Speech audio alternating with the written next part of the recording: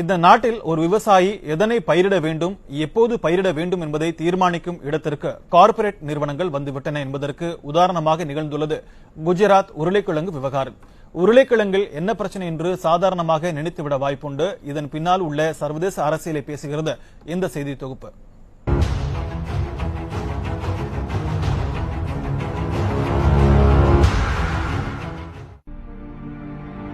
இந்திய விவசாயிகளின் எதிர்காலத்தை தீர்மானிக்கும் புதிய பிரச்சனை ஒன்று குஜராத் மாநிலத்தில் உருளைக்கிழங்கு வடிவில் வந்திருக்கிறது. ஆம், சிறியோர் முதல் பெரியோர்கள் வரை விரும்பி சுவைக்கும் வேதியியல் கலவையான லேஸ் சிப்ஸ் தயாரிப்பதற்காக பயன்படுத்தப்படும் FL2027 என்ற உருளைக்கிழங்கு ரகத்தை விளைவித்தது குற்றம் என்று குஜராத் விவசாயிகள் மீது புகார் கூறியுள்ளது பெப்சிகோ நிறுவனம். FL2027 உருளைக்கிழங்கு ரகத்திற்கு தாங்கள் காப்புரிமை பெற்றுவிட்டதாக கூறும் பெப்சிகோ உரிய அனுமதியின்றி அதனை விளைவித்ததாக சபர்கந்தா மாவட்ட சிறு விவசாயிகளான பிபின் பட்டேல், சபில் பட்டேல், வினோத் பட்டேல் மற்றும் ஹரி பட்டேல் ஆகியோர் தலா 1,50,00,000 ரூபாய் நஷ்டஈடு வழங்க வேண்டும் என நீதிமன்றத்தில் வழக்கு தொடுத்துள்ளது. இதனை அறிந்து அதிர்ச்சியடைந்த விவசாயிகள் தங்களின் பாரம்பரிய விதை பரிமாற்ற முறையை பன்னாட்டு நிறுவனம் அழிக்க முயற்சிப்பதாக வேதனை தெரிவிக்கின்றனர்.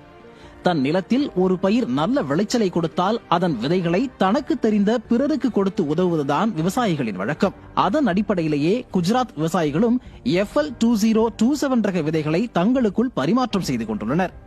இந்த பாரம்பரிய முறையை தான் தவறு என்கிறது பன்னாட்டு நிறுவனமான பெப்சிகோ. தங்களின் உரிமையை காக்கும் வகையில் பயிர் பன்மை பாதுகாப்பு மற்றும் விவசாயிகளின் உரிமை சட்டம் 2001 பிரிவு 39 அமைந்திருப்பதாக விவசாயிகள் கூறினாலும் அதே சட்டத்தில் உள்ள பிரிவு 64 தமக்கு சாதகமாக பெப்சிகோ நிறுவனம் பயன்படுத்துகிறது.